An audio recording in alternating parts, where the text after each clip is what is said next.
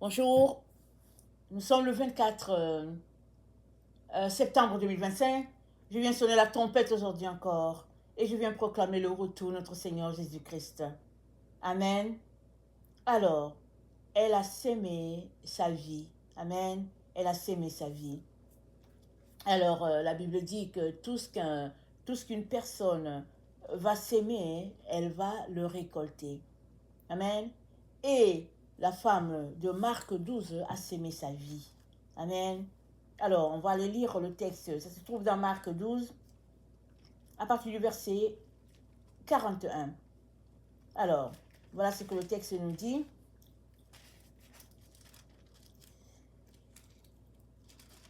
Excusez-moi. Jésus s'étant assis vis-à-vis du tronc, regardez comment la foule y mettait de l'argent. Plusieurs riches mettaient beaucoup.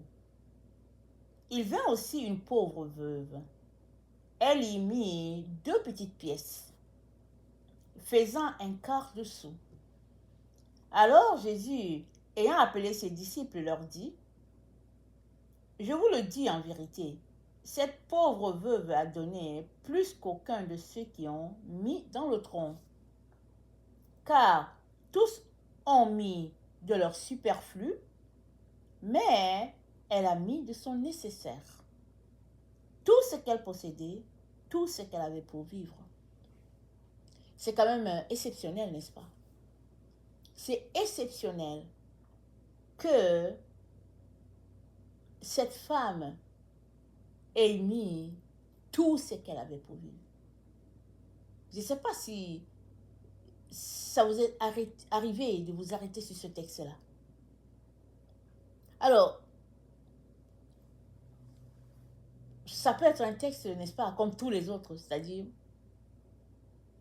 rien de particulier. Mais ça peut aussi être quelque chose qui vous accroche, soit parce que ça éveille votre curiosité, soit c'est parce que le Saint-Esprit veut vous enseigner quelque chose. Et il y a quelque chose de particulier dans ce texte.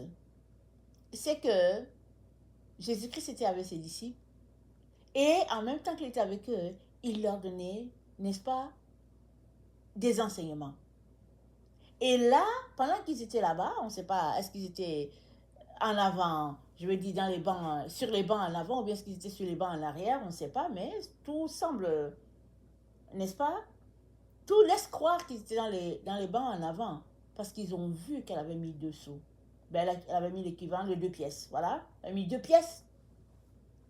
Alors que les autres mettaient de leur superflu, c'est-à-dire ce qu'ils n'avaient pas besoin. Amen. Ils n'avaient pas besoin de cet argent. Les riches n'avaient pas besoin de ça. Et ils le mettaient pour Dieu.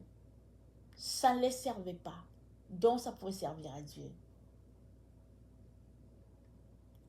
Mais la femme, n'est-ce pas, c'est qu'elle a mis, il dit, je vous dis en vérité, cette pauvre veuve a donné plus qu'aucun de ceux qui ont mis dans le tronc. Car tous ont mis de leur superflu. Le superflu, n'est-ce pas, c'est ce qui a en trop. Alors, lors d'une récolte, on sait à peu près, si on est infirmier, on sait à peu près la quantité qu'on a besoin pour vivre. Et le reste, n'est-ce pas, c'est là-dedans que les pauvres vont venir se servir et on va faire de l'aumône et tout, parce que bon, Israël avait les directives quand même données par Dieu, comment ils devaient se comporter envers les personnes de leur entourage qui étaient dans le besoin. Et quand une personne était veuve, n'est-ce pas, c'était un signal fort qu'elle n'avait personne pour prendre soin d'elle. Pas de mari, pas d'enfant, peut-être, n'est-ce pas? Si bien que la veuve, elle est veuve, et puis c'est tout. Rappelons-nous l'histoire de Noémie, qui était veuve, mais qui a pu, par la grâce de Dieu, arriver à bout, n'est-ce pas? Parce que Dieu lui a donné une autre fille, sa belle-fille, Ruth, n'est-ce pas? L'aimait beaucoup et sa belle-fille, n'est-ce pas? L'a bénie. Mais si Noémie n'avait pas Ruth pour la bénir, n'est-ce pas, elle serait tout simplement laissée pour compte et puis c'est les autres personnes qui devaient s'en occuper.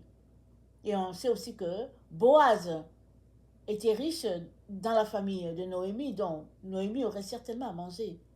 Mais pas comme quand c'est ta propre fille, n'est-ce pas, qui a tout ce dont tu as besoin. Alors, la pauvre femme ici, n'est-ce pas, a donné, Jésus-Christ a dit, tout ce qu'elle possédait pour vivre.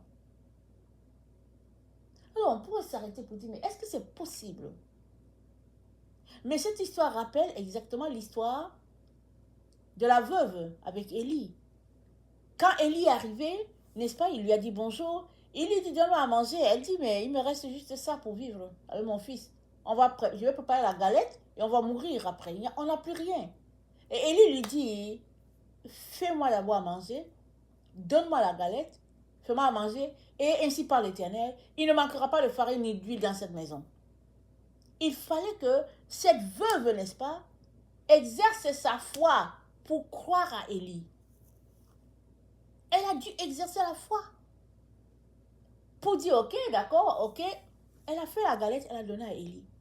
Et effectivement, elle n'a manqué ni de farine, ni d'huile, jusqu'à ce que la sécheresse se passe. C'est cette histoire qui ressemble à l'histoire de cette femme-là. Cette femme de Marc, n'est-ce pas, a donné tout ce qu'elle avait pour vivre. Qu'est-ce qui allait lui arriver? Elle a compté sur la providence de Dieu pour que Dieu puisse pourvoir à ses besoins. Voilà pourquoi elle a planté toute sa vie. C'est toute sa vie qu'elle a sémé. Voilà pourquoi tu continues d'entendre cette histoire. Chaque fois que tu entends cette histoire, n'est-ce pas, la semence de la femme, n'est-ce pas, s'active toujours. Chaque génération qui entend cette histoire, n'est-ce pas, reçoit de cette femme-là la bénédiction.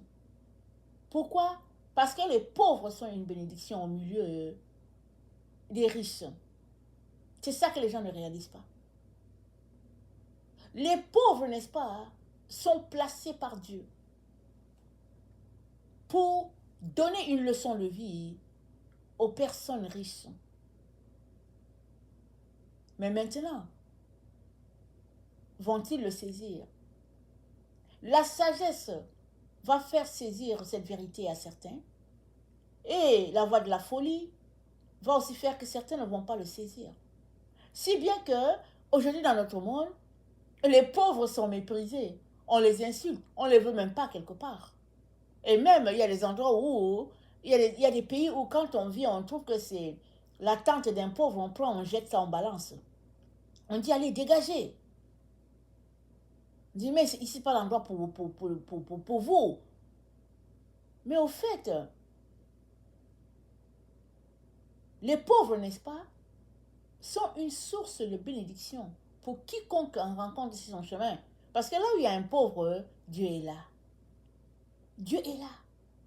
Il est là pour te donner des leçons de vie, pour te faire réaliser que la vie, ce n'est pas seulement le luxe.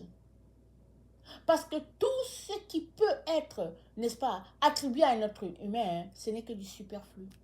Tout ce que tu porterais sur toi, tout ce que tu paraîtrais, n'est-ce pas, c'est du superflu. L'essentiel, n'est-ce pas, c'est l'âme. Est-ce que ton âme appartient à Dieu ou pas? Parce que tout ce que tu es, suppose que tu sois l'homme le plus riche de la terre, la femme la plus riche de la terre, tout ce que tu es, toutes ces choses ne sont rien si Dieu, n'est-ce pas, n'est pas en toi. C'est rien. Si tu péris, n'est-ce pas, tu seras juste comme un animal. Parce que le tout, n'est-ce pas, c'est d'avoir la vie en toi et Dieu est notre vie. Alors, cette femme, chaque session, chaque pays qui entend l'histoire, n'est-ce pas, la femme sème. Partout où cette histoire est prêchée, partout où cette histoire, n'est-ce pas, est enseignée, cette femme, n'est-ce pas, sème et elle va récolter. Elle peut récolter de ta vie, elle peut récolter de la vie, n'est-ce pas, de tes enfants, parce que, après avoir entendu cette histoire, ta vie aura changé. Parce que tu auras décidé de changer ta vie, parce que tu auras décidé de prêter attention aux personnes démunies autour de toi. Tu ne vas pas te détourner d'eux. Très souvent, hein, on se détourne des personnes dans le besoin. On se détourne des personnes indésirables. Des personnes marginalisées, on se dit, on ne veut pas les voir. Et au lieu de se questionner, nous, on questionne les autres, les personnes pauvres. On les accuse de déranger l'atmosphère. On les accuse d'être partout. On les accuse d'être sales. On les accuse de ne pas avoir des moyens pour eux-mêmes. On les accuse d'être des paresseux. On dit non, ils ne veulent pas travailler, ils sont ceci, ils sont cela. On les accuse de tout. Parce qu'on veut avoir la conscience tranquille pour justifier pourquoi on ne les aide pas. Mais si tu as rencontré un pauvre dans ta vie, ou bien une personne dans le besoin dans ta vie un jour, si tu en as rencontré, sache que cette rencontre-là, elle est immortelle. Dieu te posera des questions un jour devant son trône. Parce que c'est une rencontre immortelle que Dieu a permis entre toi, qui a les moyens, et puis cette personne qui n'en a pas. Combien de personnes dans le besoin en as-tu croisé déjà sur ton chemin? Et puis, qu'as-tu fait? T'es-tu détourné? Très souvent, on fait comme si on n'a pas vu, ou bien on dit ah, vite, vite, vite. Surtout si on les croise quelque part et qu'on doit prendre l'ascenseur ensemble. Surtout s'ils dégagent une odeur, parce que ça fait plusieurs jours qu'ils ne sont pas lavés. On prie de toutes nos forces pour dire, Seigneur, sors-moi d'ici. Mais le Seigneur, il a le sens de l'humour, depuis toujours. Il permet ces rencontres-là pour que ton cœur change.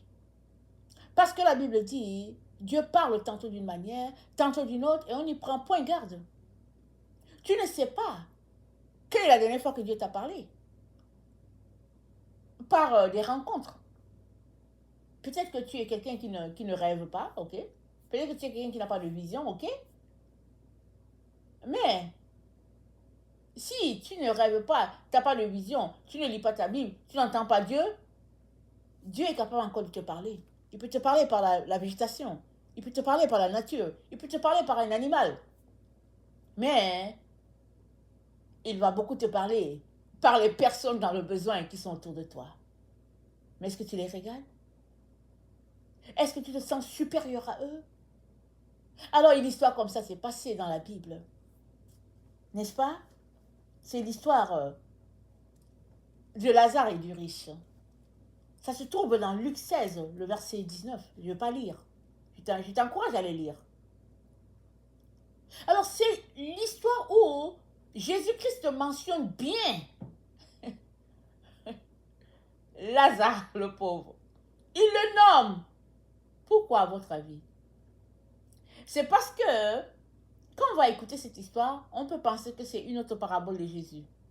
Quoique les paraboles de Jésus sont toutes vraies.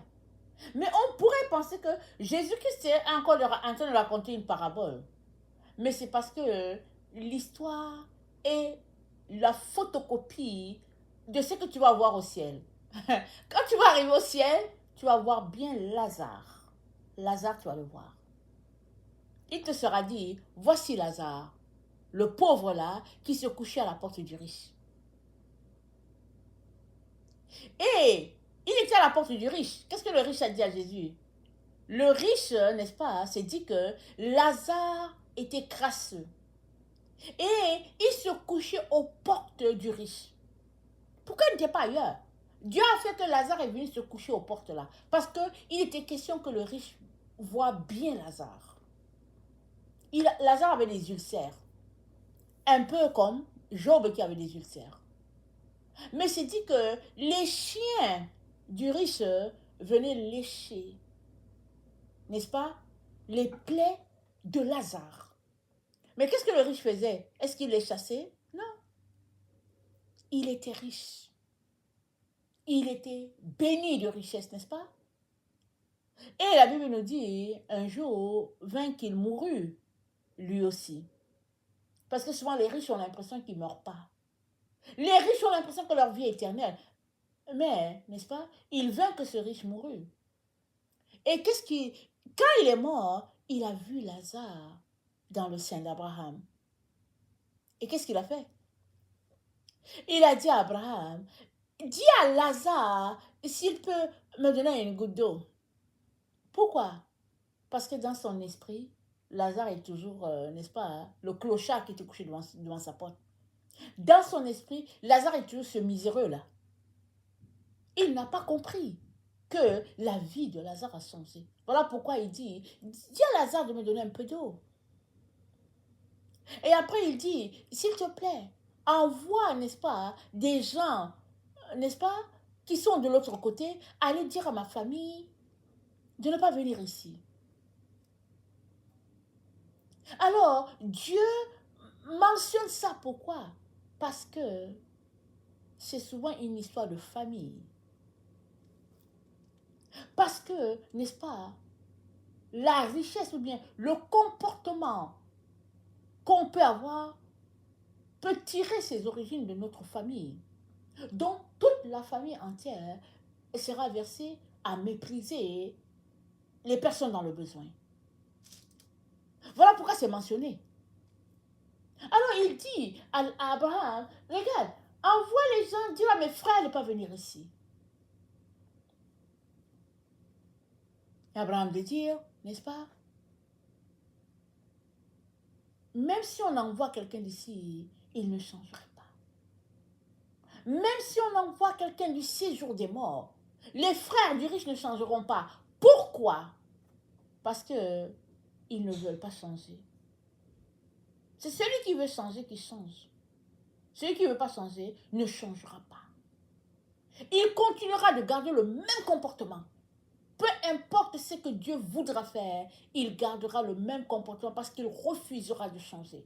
Alors, Abraham dit aux riches, écoute, ils ont les gens là-bas. S'ils veulent changer, n'est-ce pas, ils changeront. Quand bien on enverrait quelqu'un d'ici, n'est-ce pas, s'ils ne veulent pas changer, ils ne changeront pas. Non, j'analyse un peu la scène. Alors, cette histoire, n'est-ce pas, c'est une histoire, c'est l'une des histoires les plus extraordinaires de la vie. Parce que l'histoire du pauvre Lazare, c'est une histoire qui devrait nous amener tous à changer. Mais malheureusement, c'est l'histoire où on passe à côté. Parce que les pauvres, n'est-ce pas, ils dérangent. Surtout dans notre monde d'aujourd'hui.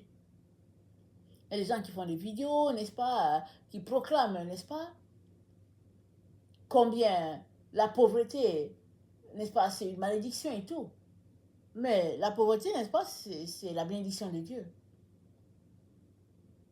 C'est la bénédiction de Dieu pour que nous, les humains, nous puissions vivre en équilibre les uns avec les autres.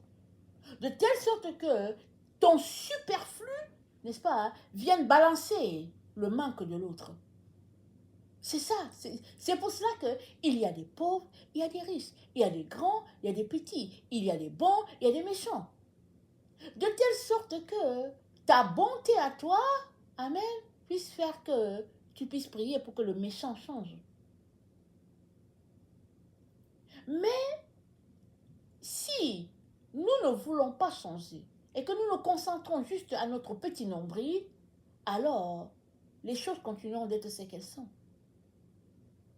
Mais Dieu nous a donné de l'intelligence pour qu'on puisse comprendre et saisir que nous avons besoin les uns des autres. Nous avons besoin les uns des autres. C'est pas vrai que on peut vivre et puis on se suffit à soi. Non, c'est pas vrai. On a tous besoin d'un plus petit que soi, n'est-ce pas? quand bien même on serait l'homme le plus riche de la terre.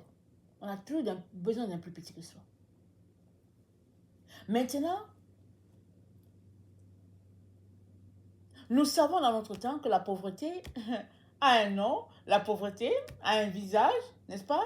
La pauvreté a une, comment on appelle ça? A une peinture. On la décrit, on la dessine. C'est-à-dire, tout ce qu'on peut mettre là-dessus, on peut l'étiqueter et puis dire, c'est ça la pauvreté.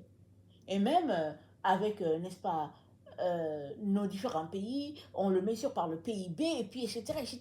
De telle sorte qu'il y en a qui sont classés des pays riches, et puis les autres qui sont classés des pays pauvres, et puis etc. Tout ça, ça ne change rien au fait que si toi-même tu ne décides pas de changer, alors rien ne changera pour toi.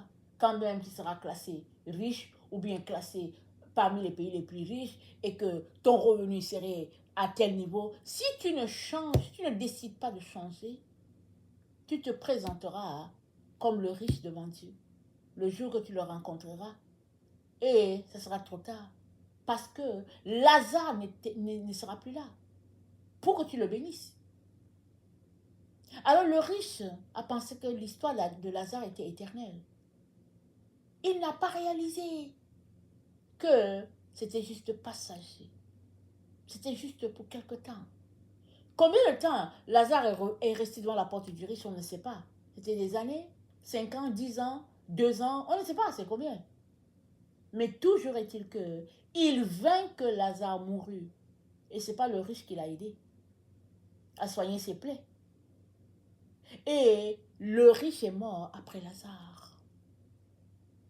Il avait les moyens, n'est-ce pas, pour s'entretenir. Il est mort aussi. Toute cette histoire, c'est pour nous rappeler que on vient d'un endroit, on retourne au même endroit.